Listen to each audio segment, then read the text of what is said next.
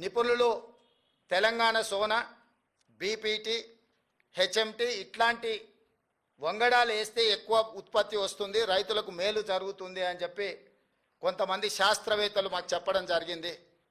అందుకే నేను రైతులకు సూచన చేస్తున్నా, తెలంగాణ సోనా, బీపీటీ, హెచ్ఎంటీ లాంటి వంగడాలు వేస్తే మీకు పంట అధికంగా వస్తుంది. ఇవి తెలంగాణలో ఎక్కువగా తింటారు. ఎందుకు ఇలాంటివి ఏమంటున్నాం, చాలా రకాలు ఉన్నాయి, 31 రకాలు ఉన్నాయి సన్నాలకు సంబంధించి మేము జీవో ఇచ్చినాం. కానీ తెలంగాణలో ఉండే ప్రజలు అత్యధికంగా తినేది తెలంగాణ సోనా, బీపీటీ లేకపోతే హెచ్ఎంటీ. ఈరోజు రేషన్ షాపులలో సన్న బియ్యం ఇస్తామని మాట ఇచ్చినాం. మన తెలంగాణ రైతులు తెలంగాణ భూముల్లో పండించిన వడ్లు కొని వాటిని బియ్యంగా మార్చి పేదలకు రేషన్ షాపులో అవే బియ్యం ఇవ్వాలనుకుంటున్నాము. ఈరోజు సంక్షేమ హాస్టళ్లలో ఎస్సీ, ఎస్టీ, బీసీ, మైనారిటీ గురుకులాలు, కస్తూర్బా స్కూళ్ళు, ఏ ప్రభుత్వ పాఠశాలలలో భోజన పథకం అమలు జరుగుతుందో వాళ్ళందరూ కూడా సన్న బియ్యంతోనే భోజనం పెట్టాలి. అది తెలంగాణ నేల మీద పండిన పంటలతోనే వాళ్ళ కడుపు నింపాలన్న ఆలోచన చేస్తున్నాము.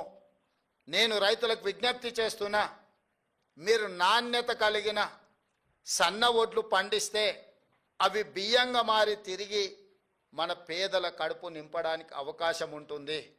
ఈరోజు మీరు పండించే సన్న వడ్లు ఎఫ్సిఐకో ఇతర రాష్ట్రాలకో తరలించకుండా తెలంగాణ ప్రజలకే మళ్ళీ బియ్యం రూపంలో పేదలకే పంచాలనుకుంటున్నాం. కాబట్టి మీరు పండించే పంట మళ్ళీ మన రైతులకు సంబంధించిన విషయము, రాజకీయాలకు అతీతంగా రైతులకు దగ్గరగా పేదలకు ప్రయోజనకరంగా ఈ ప్రభుత్వం తీసుకుంటున్న నిర్ణయాన్ని మీరు ప్రజలకు చేరవేయండి.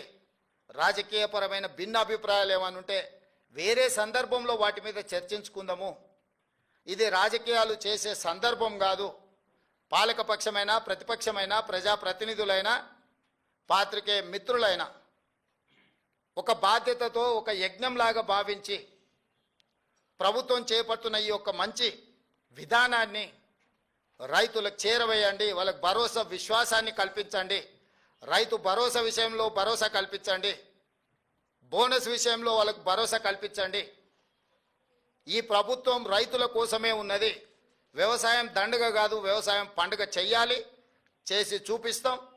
ఇప్పటి వరకు చేసినాం, భవిష్యత్తులో కొనసాగిస్తాం. రైతులకు అంటే మీరు ఇచ్చినటువంటి కార్యక్రమాల హామీలు కానీ మీరు కనీసం ప్రజలకు తీసుకెళ్ళలేకపోతున్నారు. మీ ఎమ్మెల్యేలుగా, మీ ప్రజాప్రతినిధులుగా ప్రభుత్వం కానీ ప్రజలకు ఈ యొక్క కార్యక్రమాన్ని కూడా అనుకున్నంత స్థాయిలో తీసుకెళ్ళలేకపోతుంది. అదే అందుకే ఇంతకుముందే మీ బాధ్యత అదే గుర్తు చేసిన. మామూలుగా చిన్నపిల్లలు అంటారు చూడు, సేమ్ టు యూ అని.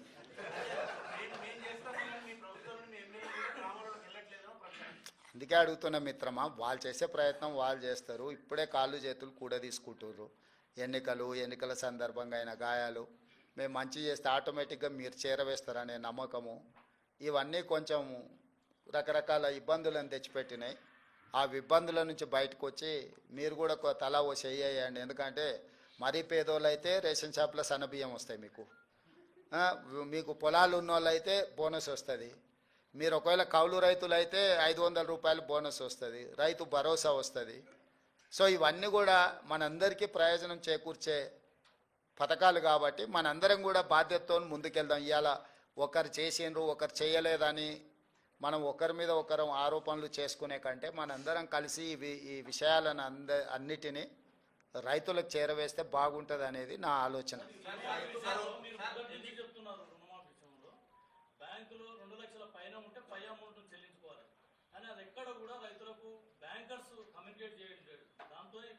అది బ్యాంకర్స్ జాబ్ కాదు, అది మీ జాబు నా జాబ్.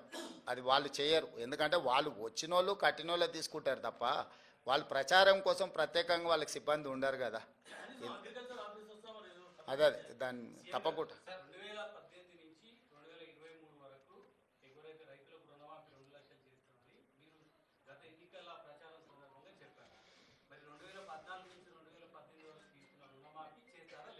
లేదు, స్పష్టంగా చెప్పినాం కదా, కట్ ఆఫ్ డేట్ కూడా ఇచ్చినాం. మీకు ఎలాంటి అనుమానాలు అక్కర్లేదు.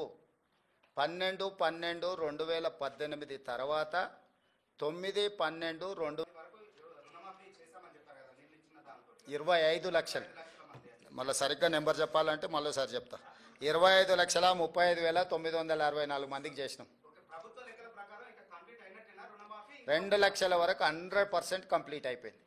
2 లక్షల రూపాయల వరకు బ్యాంకుల్లో 12/12/2018 నుంచి 9/12/2023 మధ్య కాలంలో 2 లక్షల రూపాయల రుణమాఫీ తీసుకున్న వాళ్ళు సంపూర్ణంగా పూర్తి అయిపోయినరు.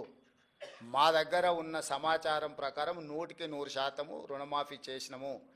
ఏదైనా బ్యాంకు ఒకటి అరా ఎక్కడైనా ఎవరిదైనా ఒకవేళ రాకపోతే ఇంకేదైనా కారణం చేత ఎక్కడైనా ఏదన్నా కారణం చేత ఏదైనా ఒకటి అరా ఎక్కడైనా ఉంటే ఉండొచ్చు, అంటే హ్యూమన్ ఎర్రర్ ఉంటుంది.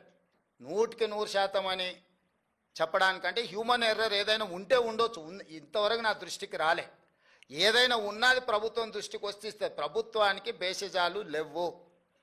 మొదట ఇచ్చిన 22,22,067 మంది తర్వాత ఈ 3,13,000 మంది వాళ్ళు సవరించుకొని వివరాలు తీసుకొస్తే ఎంబడే ప్రభుత్వం మళ్ళీ స్పందించి ఇచ్చింది. 15 ఆగస్టు రోజు వరకు బ్యాంకులు ఇచ్చిన సమాచారం మా దగ్గర అంతనే ఉంది, 2 లక్షలు. ఆ తర్వాత వివిధ సందర్భాలలో మీరైనా అధికారులైనా ఇంకొకరైనా లేకపోతే ఎవరికైతే రుణమాఫీ జరగలేదో వాళ్ళు ప్రభుత్వం దృష్టికి తెస్తే ప్రభుత్వం మిగతాయి కూడా నిన్న విడుదల చేసింది. సో మేము ఇచ్చిన మాటకు మేము 100% కట్టుబడి ఉన్నాము. శ్రీనివాసరెడ్డి గారు,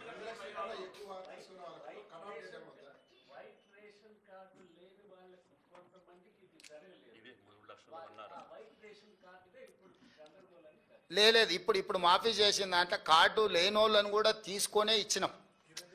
ఇప్పుడు ఈ రోజు ఇచ్చిన 3,13,000 పైచే 897 మంది ఉన్నారు కదా, కార్డులు లేవనో లేకపోతే ఇతర కారణాల చేత ఏదైతే బ్యాంకర్సో లేకపోతే అధికారులు ఏదైనా వాయిదాలు పెట్టుకుంటూ వచ్చారో వాళ్ళందరినీ కూడా పరిగణలోకి తీసుకొని ఇచ్చినాము. ఎలాంటి గందరగోళం లేదు.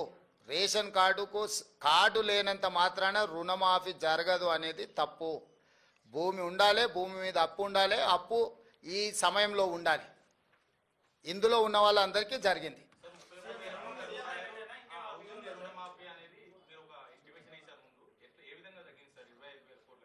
ఇప్పుడు 31,000 కోట్లకు ప్రాథమికంగా బ్యాంకర్సు మాకు అంచనాలు పంపించారు. ఎందుకు పంపించారు అంటే వాళ్ళు 2014 నుంచి 18 వరకు చంద్రశేఖరరావు ఎగగొట్టిన బకాయి